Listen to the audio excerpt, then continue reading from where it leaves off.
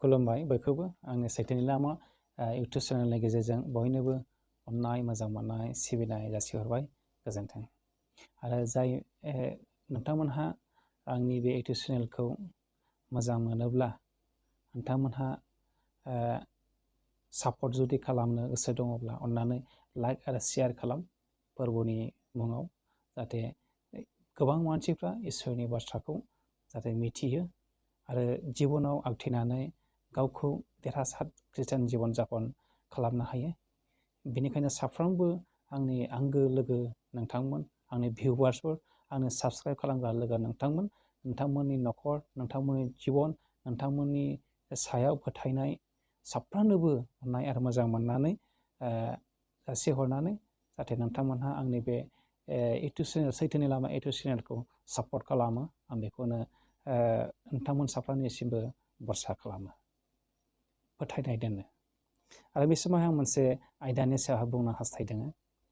इसोरा जोंखौ मानो सोरजिया? इसोरा मानसिखौ मानो सोरजिया? बे आयदानि सायावहाय आं गुसुङै बुंनो हास्थायदों। इसोरा मानसिखौ मानो सोरजिया? बे आयदानि सायावहाय जोङो माब्लाबा सानफेरबाय नामा? मानसिया बे बुहुमाव थाखा फैसा रां रुफा कौटि कौटि सम्पतिफोर लानानै माब्लाबा जिबनाव उनुथाब खालामनानै माब्लाबा नों खुलुमनाय इसोरनियाव नों सोंबाय नामा? नों खुलुमनाय इसोरनियाव नों सोंबाय नामा? बुहुमाव गोबां मानसिफ्रा गोबां धोरोम खुलुमो, गोबां मानसिफ्रा गोबां धोरोम फोथायो, नाथाय नों खुलुमनाय इसोरनियाव, नों खुलुमनाय धोरोमनियाव, नों खुलुमनाय मुसुखानियाव नों माब्लाबा सोंबाय नामा? इसोरा मानसिखौ मानो सोरजिया? इसोरा आंखौ नोंखौ मानो सोरजिया? नों सोंबाय नामा माब्लाबा? जोङो सोंनानै नाय नोंथाङा। जोंनि गोथार बाइबेला बेबादि जोंनो फोरोंदों। जोंनि गोथार शास्त्र, बे गोथार बाइबेलाव बेबादि फोरोंदों जोंनो। जागायजेननायाव इसोरा बे बुहुमखौ सोरजिग्रोदों। बे मिथिंगाखौ सोरजिखांनायनि उनाव, नख्रांनि गासैखौबो मुं दोनखांनायनि उनाव, समायना नुनानै, बुहुमखौ समायना नुनानै बियो गावनि महराव मानसि दानो बियो हास्थायदों। गावनि महराव बियो मानसि दानो हास्थायदों। जोङो बेखौ मोननो हायो जागायजेननायनि एक अयधा 26 पदनिफ्राय लानानै 28 पदसिमाव जों फरायनानै खोनासङो।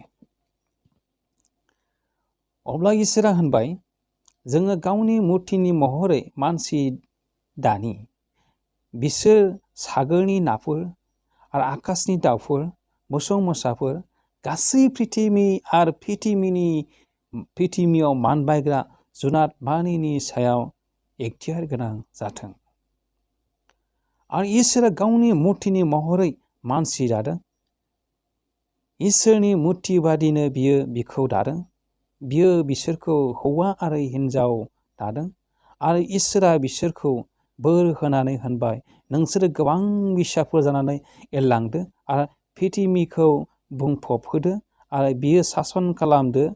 बिखौ सासन खालामदो आरो सागोरनि नाफोर आरो आकाशनि दाउफोर आरो पृथिबियाव मानबायग्रा जुनारफोर मानिनि सायाव एखथियार गोनां जादो।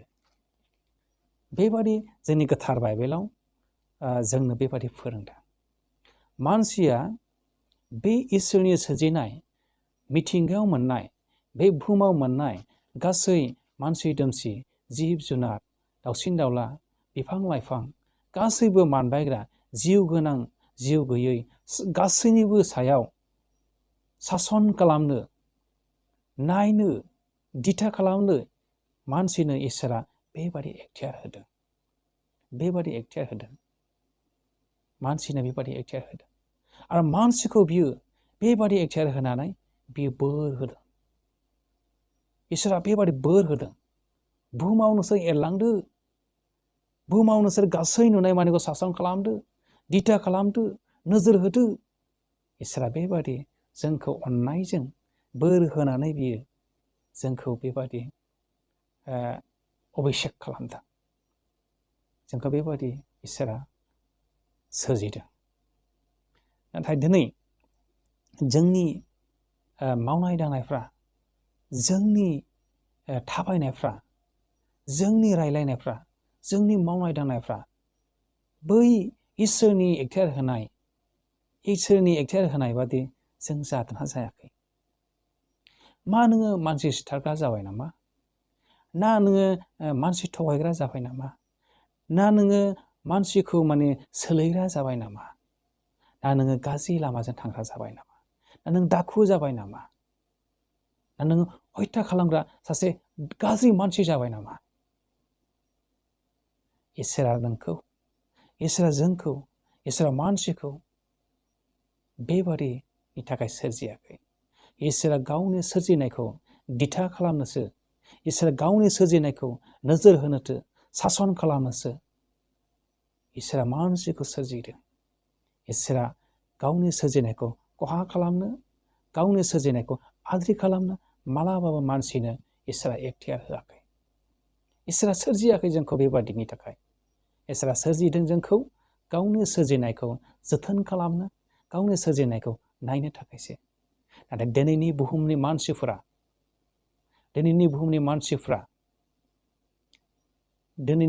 मानसिफ्रा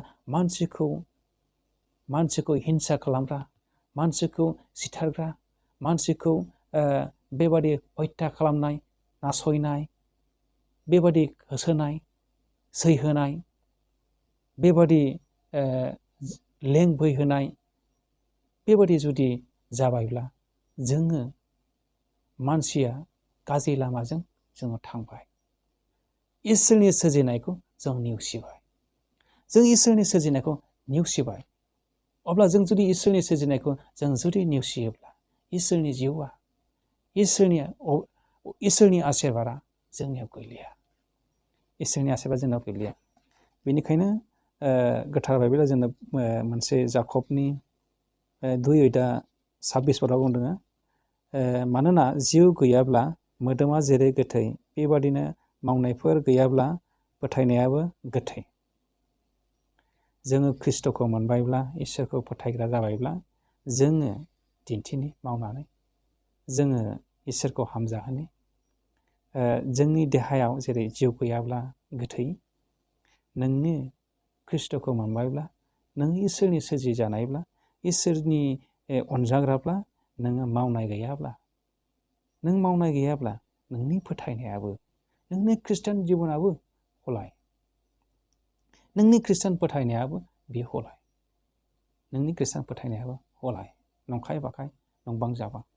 बेनिखायनो जों मानसिखौ अननो सोलोंनि, जों गावजों गाव गसंथानि, जों गावजों गाव अनलायनि, जों गावजों गाव फाथायखवा गैयालासेनो हिन्दु खृष्टान भाइ भाइ, हिन्दु मुस्लिम भाइ भाइ, जों खाथिनि मानसिजों अनलायनि, जों गावजों गाव जों हेफाजाब होलायनि, गावजों गाव जोङो सैसोज्लायनि, गावजों गाव जोङो खेमा होलायनि, गावजों गाव जोङो अनलायनि। जोङो बे बुहुमनि गासै इसोरनि सोरजिनायखौ जों आदर खालामनो सोलोंनि। दिनै जोंनो इसोरा बे बाथ्राखौ होबाय।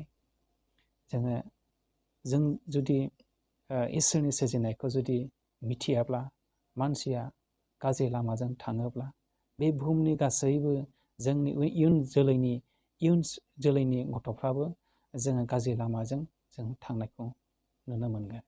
बेनिखायनो नों मिथिबायब्ला इसोरनि सोरजिनायखौ, नों मिथिब्लाबा इसोरा जोंखौ मानो सोरजिया, बे सोरजिनायनि सायाव जोङो दिथा खालामनानै जों गावनि न'खर, गावनि समाजखौ जों दैदेननो, जोंनि न'खर आरो जोंनि समाज, जोंनि उन्दै गथ'फोर, जोंनि इयुन जोलैखौ जों दैदेननो।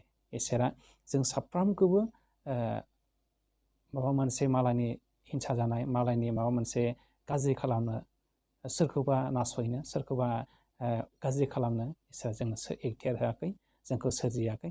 इसोरा गावनि सोरजिनायखौ आदर खालामनो आरो गावनि सोरजिनायखौ जोथोन खालामनो थाखायसो इसोरा जोंखौ सोरजिदों। इसोरा बे बाथ्रानि गेजेरजों जों बयखौबो बोर होथों, जिसुनि मुङै आमेन। गोजोन्थों।